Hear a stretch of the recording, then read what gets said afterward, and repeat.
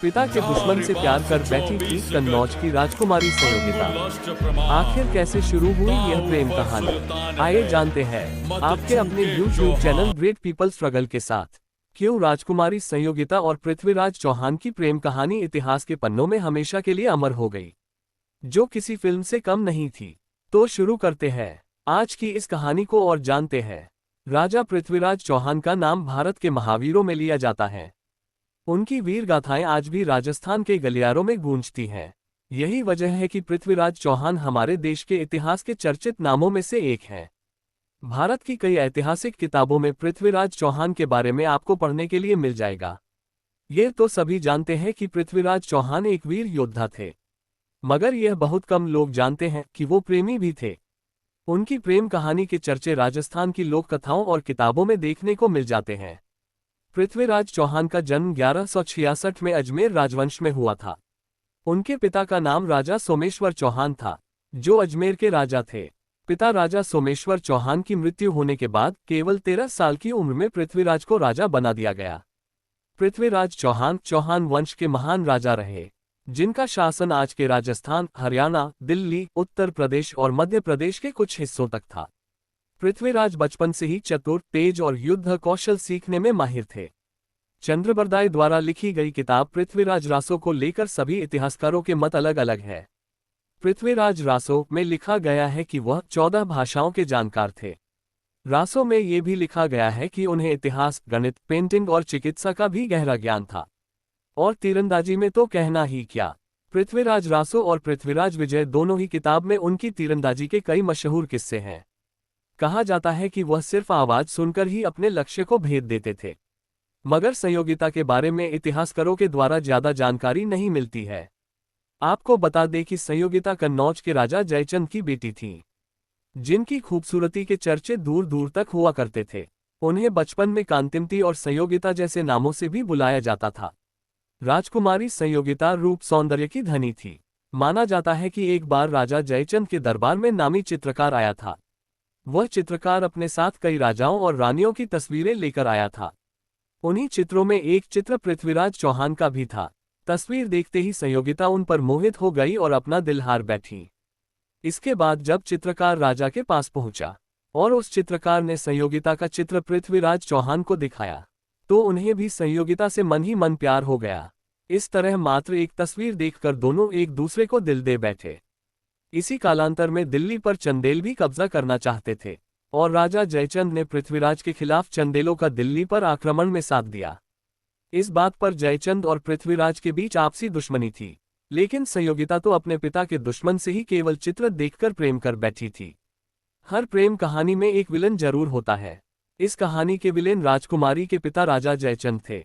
जहां संयोगिता पृथ्वीराज चौहान पर अपना दिल हार बैठी थी, वहीं राजा जयचंद उनसे नफरत करते थे। जिस वक्त पृथ्वीराज चौहान दिल्ली में शासन कर रहे थे, उस दौर में राजकुमारी संयोगिता का स्वयंवर आयोजित किया गया। इस स्वयंवर में अलग अलग राज्यों के राजाओं और राजकुमारों को बुलाया गया।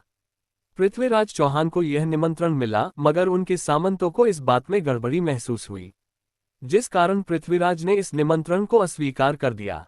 पृथ्वीराज के इस बर्ताव ने राजा जयचंद को आग बबूला कर दिया, जिसके बाद जयचंद ने यज्ञ मंडप के दरवाजे पर पृथ्वीराज चौहान की मूर्ति बनवाई और उसे द्वारपाल के रूप में लगवा दिया।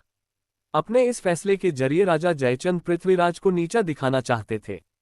इसके द्वारा वही ये बताना चाहते थे कि पृथ्वीराज की हैसियत मेरे द्वारपाल जितनी है। लेकिन इसके बाद वह हुआ जिसकी उम्मीद किसी को भी नहीं थी। राजमहल में स्वयंवर का आयोजन किया गया। संयोगिता अपने पिता के मूर्ति लगाने के फैसले से बेहद नाराज थी। जब स्वयंवर शुरू हुआ तो संयोगिता से किसी एक राजा को चुनने के लिए कहा गया। तब उन्होंने स्वयंवर करने से इनकार कर दिया। लेकिन जब उन्हें पता चला कि पृथ्वीराज चौहान नहीं आए, तो उन्होंने दरवाजे पर लगी उनकी मूर्ति को ही वरमाला पहना दी। जैसे ही संयोगिता मूर्ति के गले में माला डालती है, मूर्ति के पीछे खड़े पृथ्वीराज चौहान सामने आ गए। ये देखकर संयोगिता बेहद खुश हुई और उन्होंने पृथ्वीराज चौहान को गले लगा लिया।